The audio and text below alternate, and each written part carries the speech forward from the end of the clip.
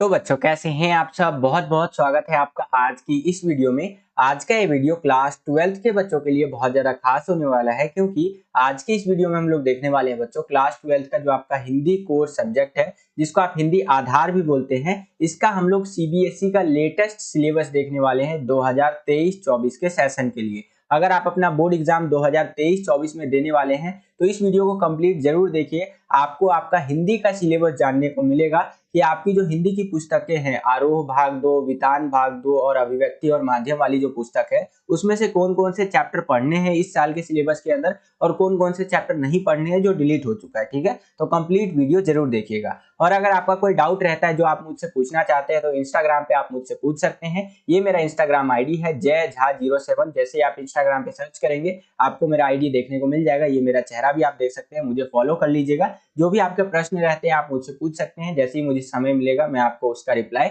जरूर करूंगा। ठीक है, टेलीग्राम के माध्यम से भी आप हमसे जुड़ सकते हैं। टेलीग्राम पे जुड़ने के लिए सिंपली आपको टेलीग्राम पर जाकर के सर्च करना है क्लास 12 सीबीएसई 1 2 3। ये जैसे ही टेलीग्राम पे जाकर के आप सर्च करेंगे आपको हमारा टेलीग्राम का चैनल देखने को मिल जाएगा। वहां पर भी जरूर ज्वाइन हो जाइए।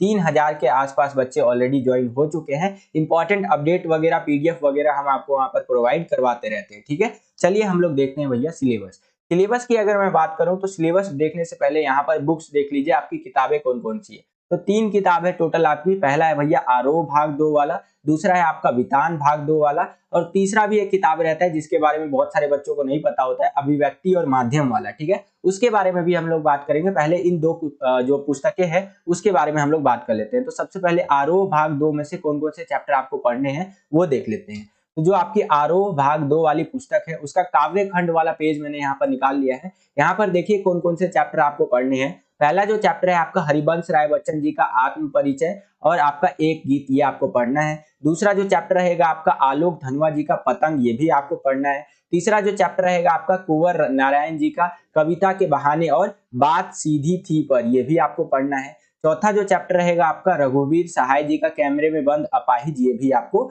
पढ़ना है। ठीक है, उसके बाद पांचवा जो चैप्टर रहेगा आपका गजानन माधव मुक्ति बोध जी का संघर्ष स्वीकारा, ये आपको नहीं पढ़ना है इस साल के सिलेबस के अंदर। ये चैप्टर आपका डिलीट है। ठीक है, पांचवा लेसन।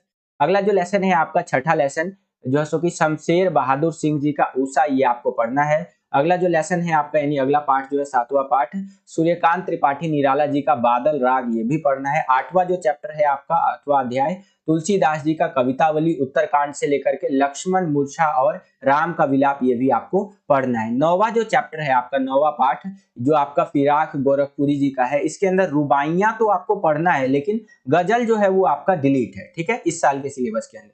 और जो 10वां चैप्टर है आपका उमा शंकर जोशी जी का छोटा मेरा खेत और बगुलों के पंख, ये आपको पढ़ना है। ठीक है, आई होप कि आपको समझ में आया होगा कि क्या क्या आपको पढ़ना है। एक बार मैं दोबारा से आपको इतना बता देता हूँ कि क्या क्या आपका डिलीट है। काव्य खंड की बात कर रहा हूँ आरोह भाग 2 वाली पुस्तक के अंदर से। ठीक है, यहाँ पर पांचवा जो चैप्टर है आपका गजानन माधव मुक्ति बोध जी का संघर्ष स्वीकारा है, ये आपका पूरा का पूरा डिलीट है इस साल के सिलेबस के अंदर। और जो 9वां चैप्टर है आपका नौवां जो लेसन है यहाँ पर फिराक गोरखपुरी जी का गजल, ये आपका इसका डिलीट है। रुबाइयां आपको पढ़ना है। ठीक है, यहाँ पर आपको समझ में आ गया ये सारी चीजें। आप ये चीजें नोट भी कर सकते हैं ताकि फ्यूचर में आपको जो है सो कि दोबारा टाइम दे करके अपना सिलेबस ना समझना पड़े। अभी आप नोट कर लेंगे इसको तो फ्यूचर में आपको बहुत ज्यादा मदद मिलेगा। ठीक है, याद रखने में अपना सिलेबस। आगे चलते हैं, यही वाली आपकी बुक रहेगी। इसी के अंदर आपका जो गद्य खंड रहता है उसमें से देखिए कौन कौन से चैप्टर आपको पढ़ने हैं। 11वां चैप्टर आपको पढ़ना है महादेवी वर्मा जी का भक्तिन। 12वां जो चैप्टर है आपका वो भी पढ़ना है जैनेन्द्र कुमार जी का बाजार दर्शन।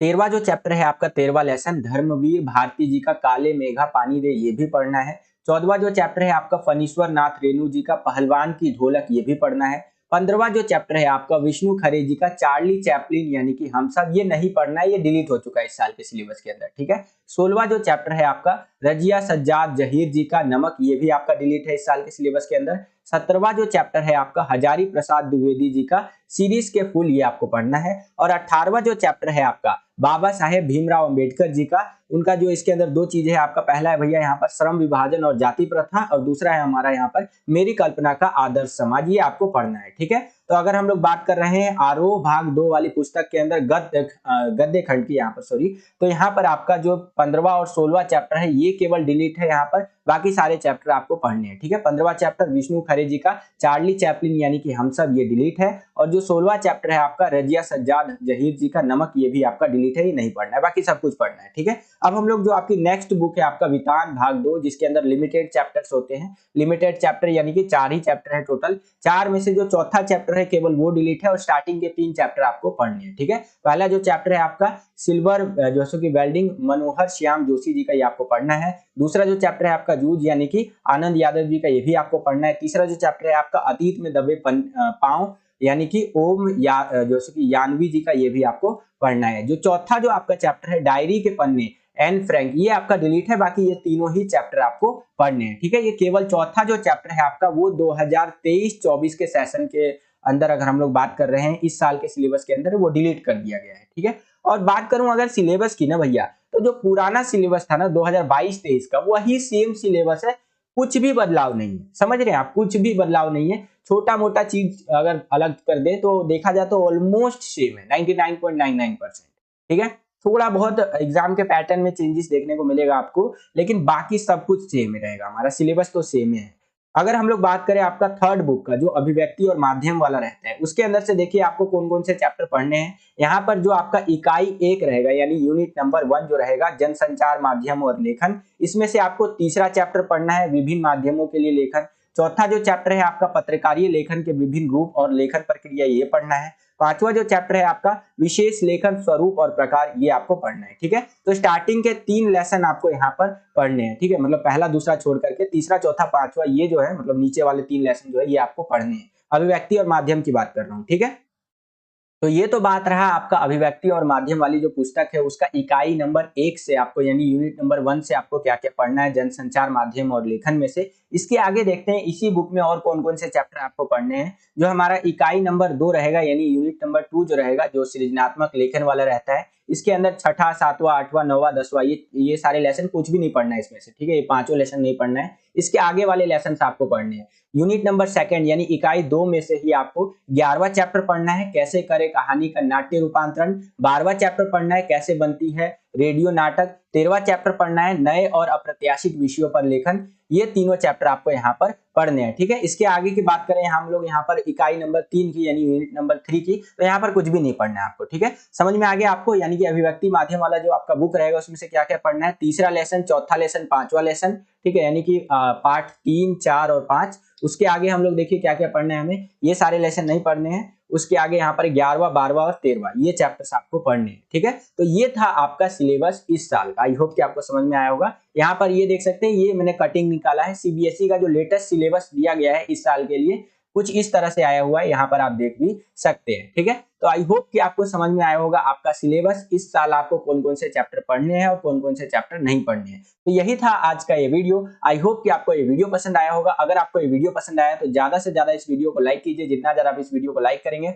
उतना ज्यादा हमारा मोटिवेशन बढ़ता है और वीडियोस को बनाने के लिए। चैनल पर अगर आप नए आ गए हैं, चैनल को सब्सक्राइब नहीं किया है तो सब्सक्राइब कर लीजिए। इसी प्रकार की वीडियोस हम आपके लिए लेकर के आते रहते हैं। जैसे ही आप चैनल को सब्सक्राइब करेंगे, बगल में आपको बेल का, घंटी या घंटा कुछ भी कह सकते हैं, उसका आइकन देखने को मिलेगा। उसको प्रेस करके ऑल पे क्लिक कर दीजिएगा, जिससे कि जो भी हम नया वीडियो डाले उसका नोटिफिकेशन सबसे पहले आपके फोन पर आ जाया करे। और आपकी जो तैयारी है बोर्ड एग्जाम के लिए, आने वाले जो एग्जाम्स है आपके, चाहे टर्म 1 कह लीजिए, मिड टर्म कह लीजिए या प्री बोर्ड कह लीजिए, जो एग्जाम्स आने वाले हैं उनकी तैयारी और भी बेहतर से बेहतर तरीके से हो सके। ठीक है, और एक अच्छा सा कमेंट करके बताइएगा कि जो हम लोग वीडियोस बनाते हैं आपके लिए, आपको वीडियोस कैसी लगती हैं और किस टाइप की वीडियोस आप देखना चाहते हैं। ठीक है, आज के लिए इतना ही। मिलता हूं आपसे अगली और एक्साइटिंग वीडियो में। तब तक के लिए खुश रहिए, खुश रखिए सभी को। जय हिंद, वंदे मातरम।